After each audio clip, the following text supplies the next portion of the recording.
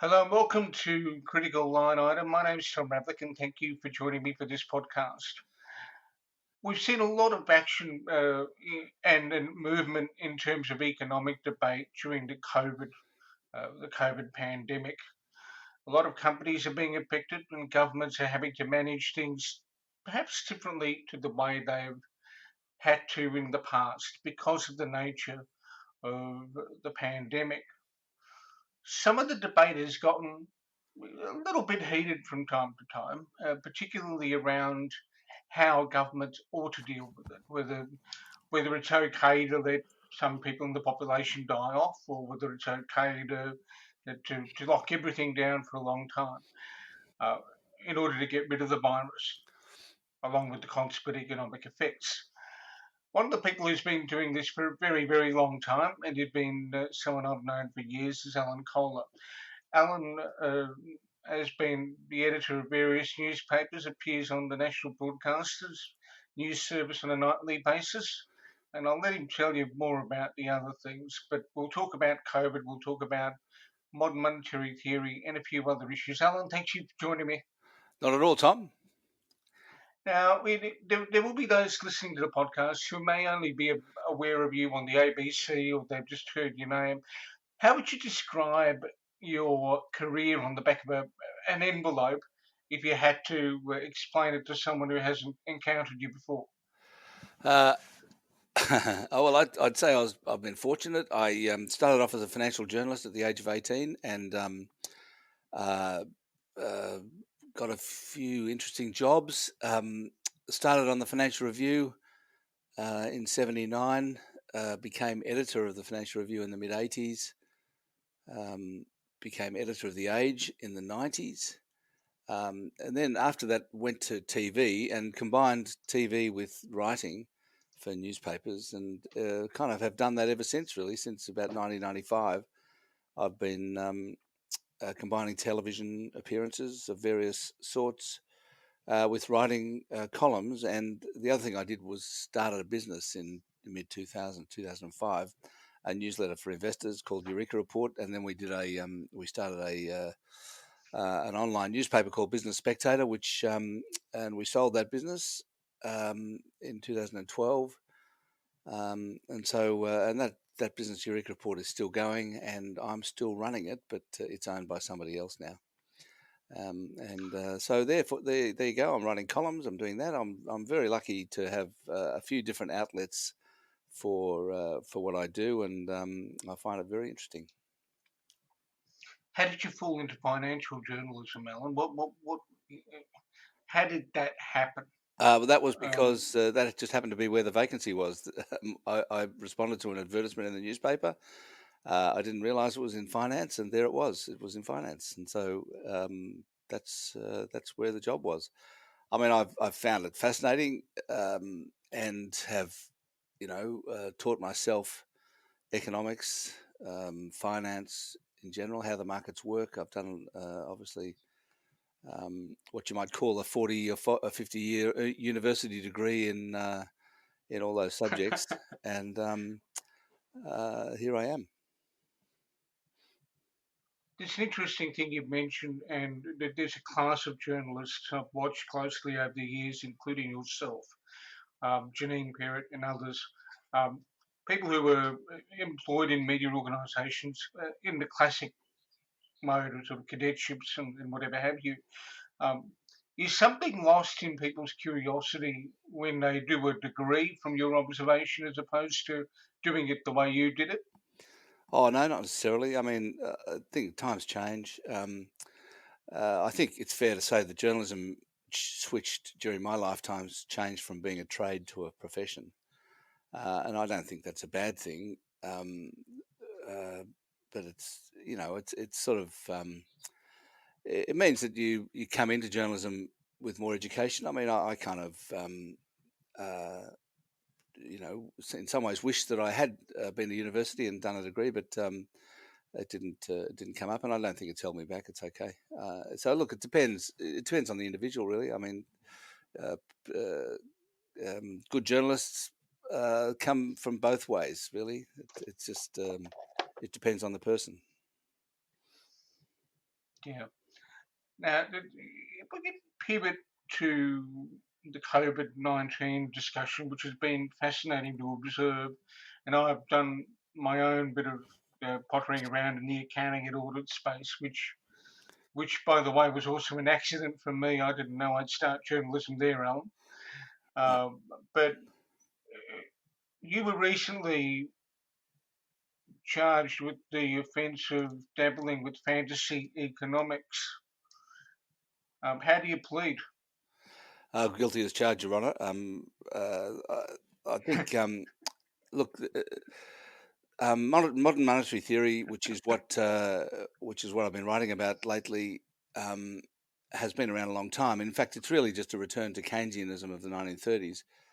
And in some ways, the reason it's popped up now is because is for the same reason that Keynesian economics popped up in the 30s, which is in response to a crisis.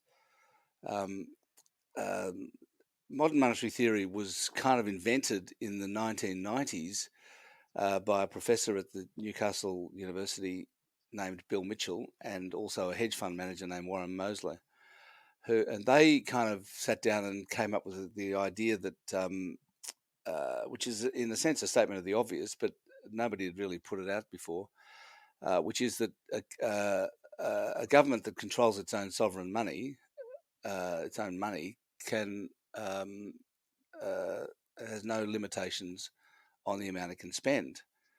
Now, uh, that's the reason people talk about that as a fantasy economics, is because of the misunderstanding that what they're talking about is a money tree or a magic pudding, that there's no limitation, so the governments can just spend money that they create without any consequences, which is not what they're saying. And everyone points to Weimar Germany or Zimbabwe or Venezuela, hyperinflation in those countries after they printed money to finance the government spending, as being evidence that what these guys are talking about and other people are now talking about with modern monetary theory as being fantasy.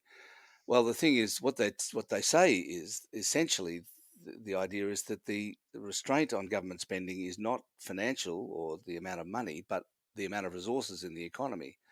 And the reason those countries had hyperinflation was because the productive capacity of the economy was destroyed by the policies in the case of Weimar Germany by the war, in the case of Zimbabwe and Venezuela by the policies of Mugabe and Hugo Chavez. And so, um, at the same time as they printed money to create more demand, the supply capacity of the economy collapsed, and therefore the demand bid up prices, and they had hyperinflation. Um, but in a way, the fact that the government can and does print and create money is simply a statement of the obvious. The other thing that modern monetary theory does is to say that Milton Friedman's proposition that inflation is always and everywhere a monetary phenomenon is not correct. It is a demand supply phenomenon, and money is not the issue.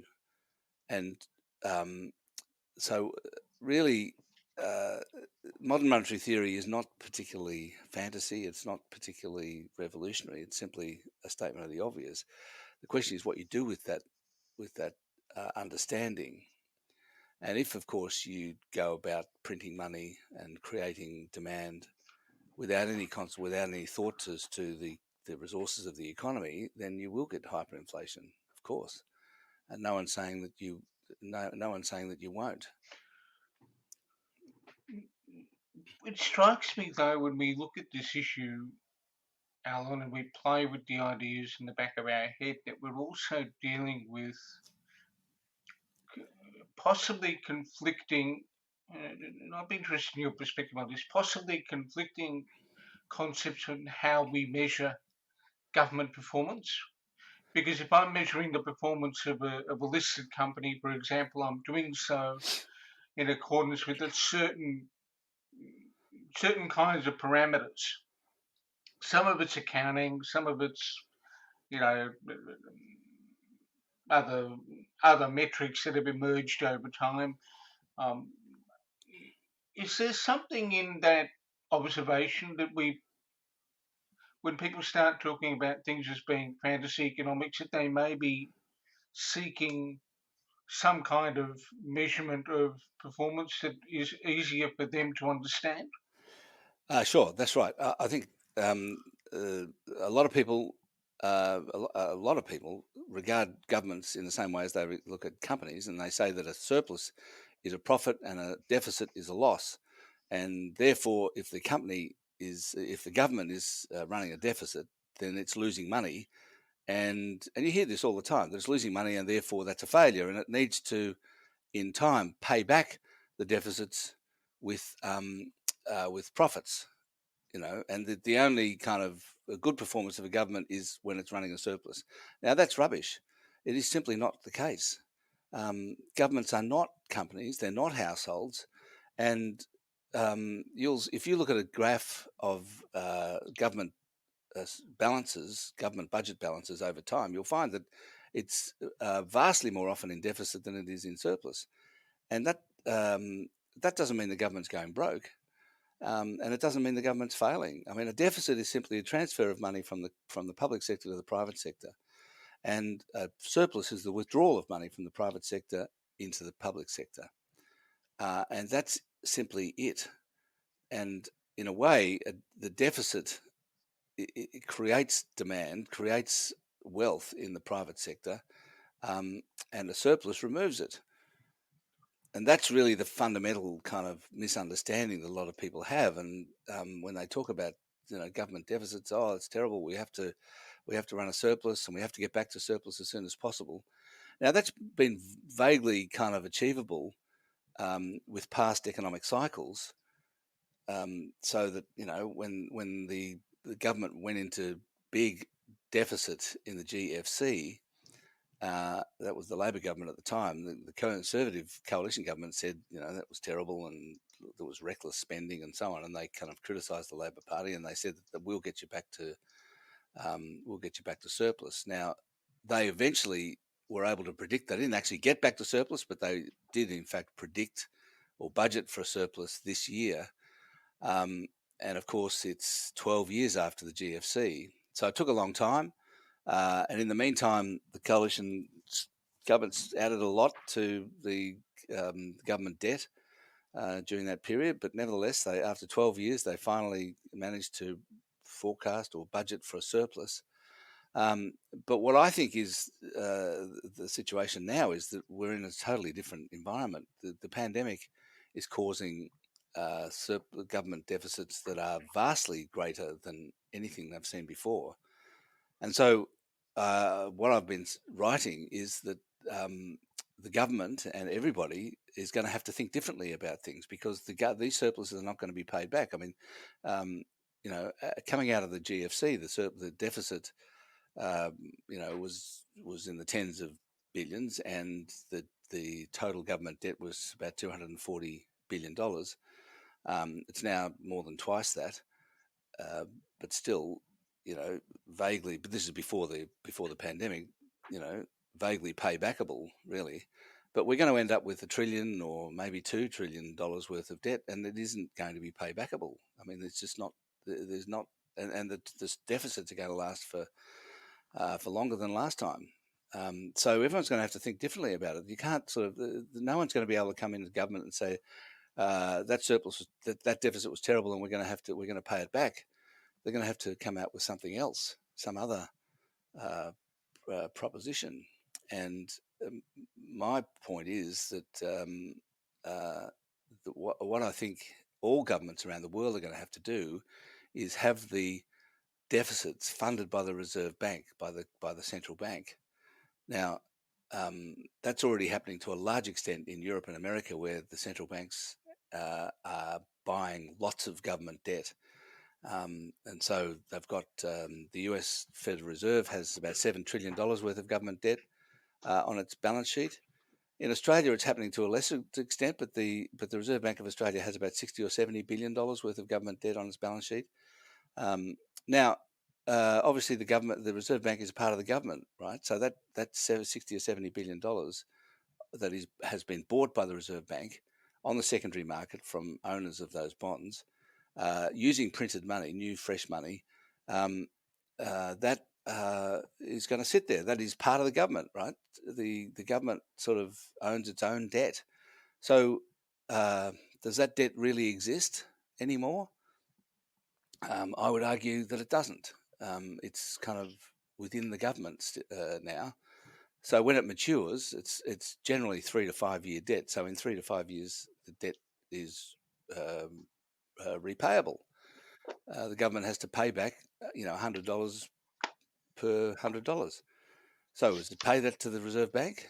And if so, the Reserve Bank just pays it back as a dividend, or does the Reserve Bank just cancel it? And how much in 3 to 5 years' time does the Reserve Bank own?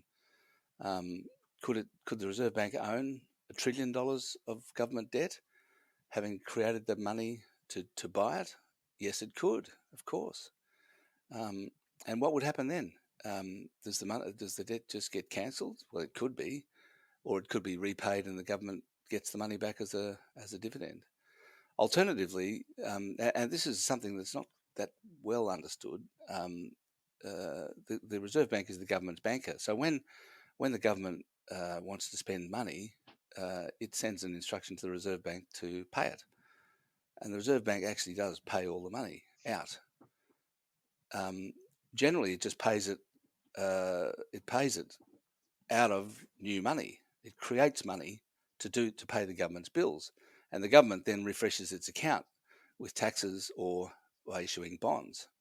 And so, what if it doesn't have enough taxes and enough bonds? It just runs an overdraft. And so, maybe the debt could be, over time, an overdraft with the Reserve Bank. So, is that real government debt? An overdraft with yourself? I'm just kind of raising a lot of these questions. I think that we're going to have to think about how we look at this stuff in the future, because the debt is just too big. The thing that you said, and this is a point that I think is critical for just the previous answer, and that is you said people need to start thinking differently about things. Um, there are several cohorts that are problematic in that proposition, one of which is the politicians who tend to spend a bit of time as part of their trade whacking each other over the head.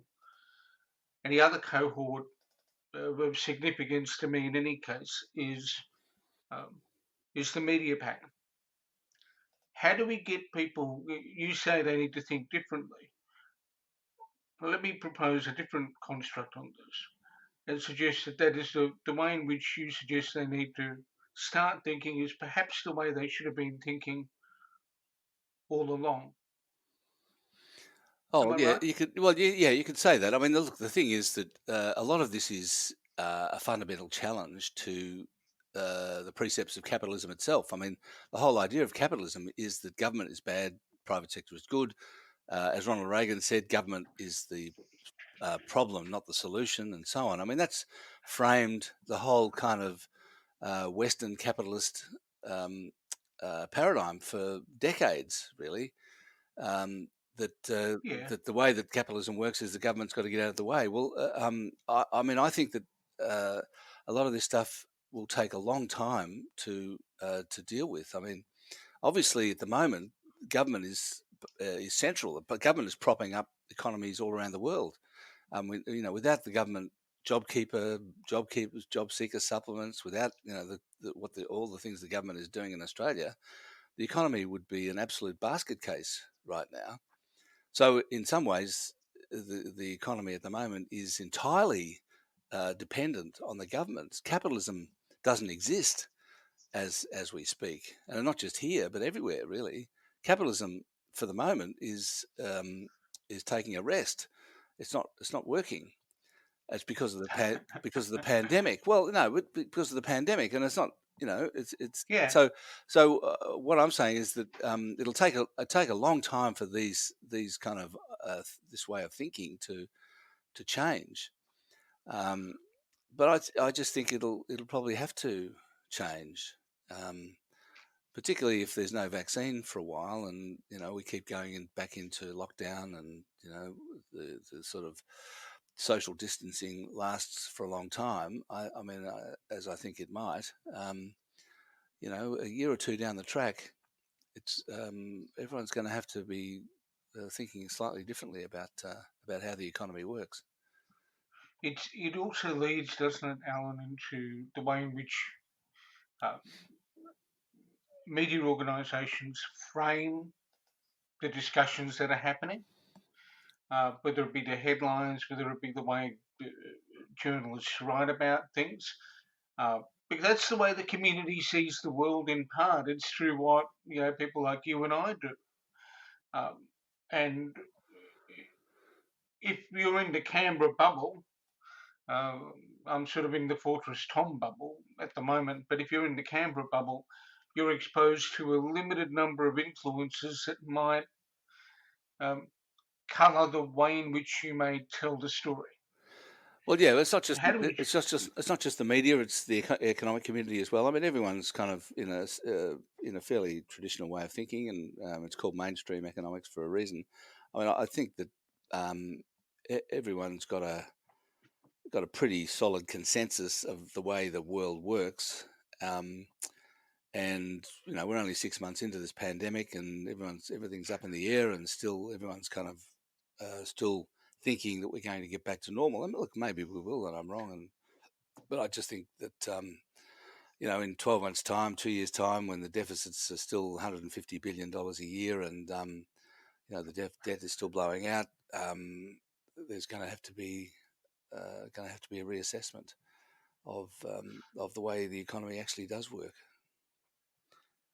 You've actually done some. One of the things I wanted to touch on with you in this conversation is some of the work you've done looking at the cost of a business opening up and the cost of the restrictions.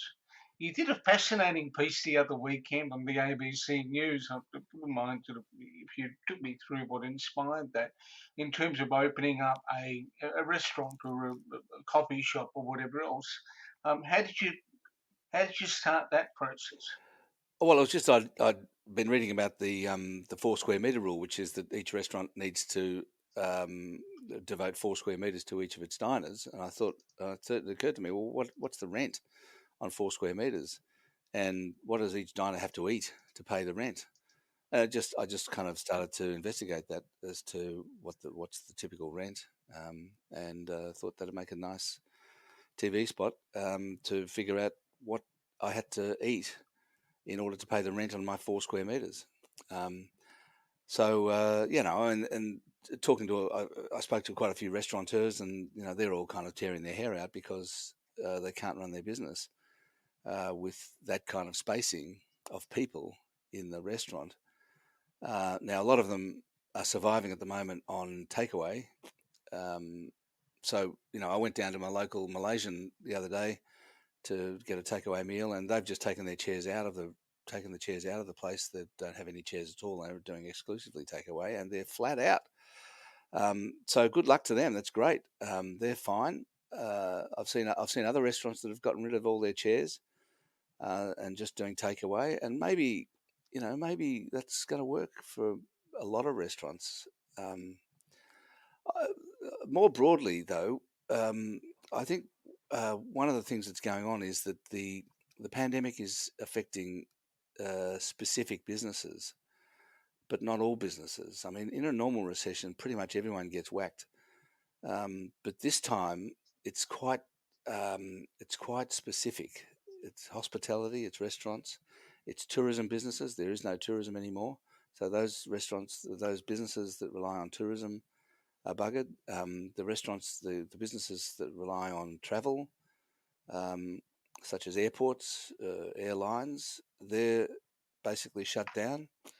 Um, You've got the arts sector too, which and is the arts, completely decimated, basically. exactly. So all the businesses that rely on people sitting close together, such as sport, arts, entertainment, hospitality, and those that rely on people travelling, are out of luck. They're not. They're in trouble, and they're having to find some other way to do it. Now, one of the problems that I've been working on for a column this week is that the government's support is not particularly targeted. It's general. They're spraying money everywhere, hoping that it finds its way to those who need it, which I think is the wrong way to go. I mean, it's just, a lot of the money is being wasted. A lot of the money is not getting enough. So because the JobKeeper package is $1,500 per fortnight for everybody who qualifies, which is that, if they're a small business, the revenue's down 30%. If it's a large business, revenue down 50%. A lot of companies, a lot of businesses, the revenue's down 25%, and they're in just as much trouble, but they don't qualify. And other businesses, individuals, were getting paid less than $1,500 a fortnight, and now they're suddenly getting $1,500 a fortnight, so it's a pay rise. So it's a really blunt instrument, the government support, and we're hearing about all sorts of businesses that are still in trouble and not getting the support they need. And I think this is going to become not only a sort of a personal tragedy for a lot of these people, but also an economic problem, because a lot of businesses are going to close permanently because they just can't keep going. And I think that's going to show up in economic data at some point. So look, I think there's a real problem in the way that it's being dealt with. The other week there was a Harris Coffee released a piece of survey work they had done by YouGov Galaxy, which was quite remarkable in terms of the small business component of it. 204 small businesses, I gather they would have been talking to cafes. Essentially, the majority of them said they're unlikely to last more than 6 months without third-party assistance. In other words, they're looking at people are looking at reopening and what reopening might mean, but they don't think they're going to survive. Yeah, no, I think that's a relatively common story, and to some extent, it's due in part to people's not wanting to go out and not risk their health. It's not just about government mandated lockdowns, which come and go, obviously, but people. A lot of people are wary about, sitting close together with other people. So I think that's going to last a long time. So yeah, look, I think I think there will be a lot of businesses that close permanently, and I've seen estimates of forecasts of permanent restaurant closures at between 10 and 25% of all restaurants, and that's a lot of employment. And there's other associated issues like what do if we take arts, which we mentioned earlier, what do people do to innovate? Do they live stream? What does that mean financially? And also, what does that mean for other people who are employed in the arts if you go down the live streaming route? You're not going to need bar staff if all you're doing is live streaming for a period of time. No, exactly, and a lot of this stuff it's going to take a while to shake out. I mean, everyone is pretty much kind of living day to day at the moment, trying to kind of get by and focusing on the here and now. But the sort of big picture of the things you're talking about and the kind of permanent impact on a lot of industries won't become clear for a few months. And, at that point, we'll kind of see what happens. Alan, we've spoken a lot about impacts. We've spoken a bit about the way in which we need to think about the economy. The one thing I need to ask you before we close is this the worst you've ever seen it in your career? You've been watching economics and business for a very long time. Well, this is my first pandemic. So yeah, it's certainly certainly different, and it's certainly the sharpest, deepest recession that I've lived through, and I was kind of 11 years old in the recession of 1961, and my father went broke at that point. There was the recessions in the 70s, recession of the 80s. This is by far the deepest, but a lot of the predictions most of the predictions are that it's going to be short-lived, which maybe it's true. I don't know. We'll find out in September what the GDP did in the June quarter.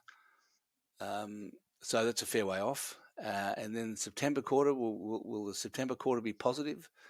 It'll be positive growth because it's coming off of such a low base in the June quarter.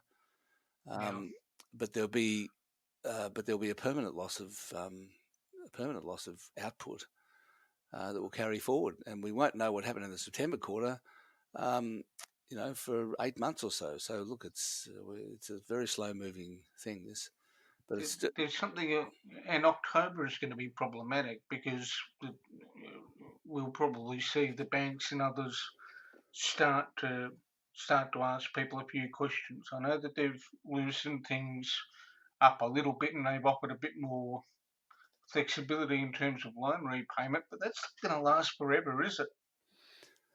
No. Well, I think that's a really interesting point. The banks are applying a lot of forbearance on loan repayments for the moment.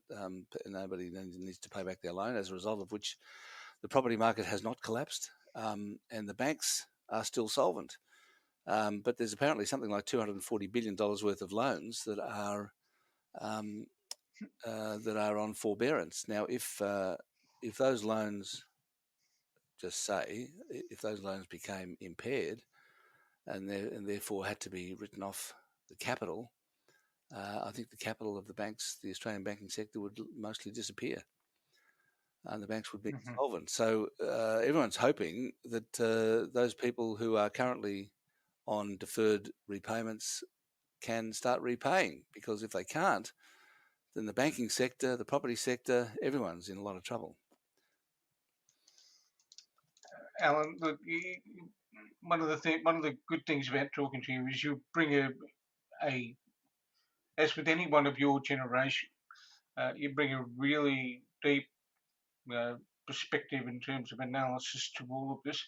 Where can people who haven't read you before or seen you before look up your material? Unfortunately, it's all behind paywalls. What I write is the Australian.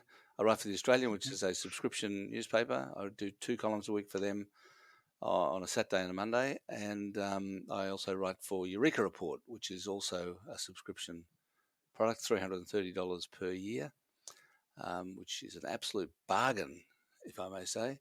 And on the ABC News, which you obviously have to be in Australia to check that out, which a lot of people are. So that's it. That's where you find my stuff. There you go. Alan Kohler, thank you so much for joining me. Not at all. Thanks, Tom.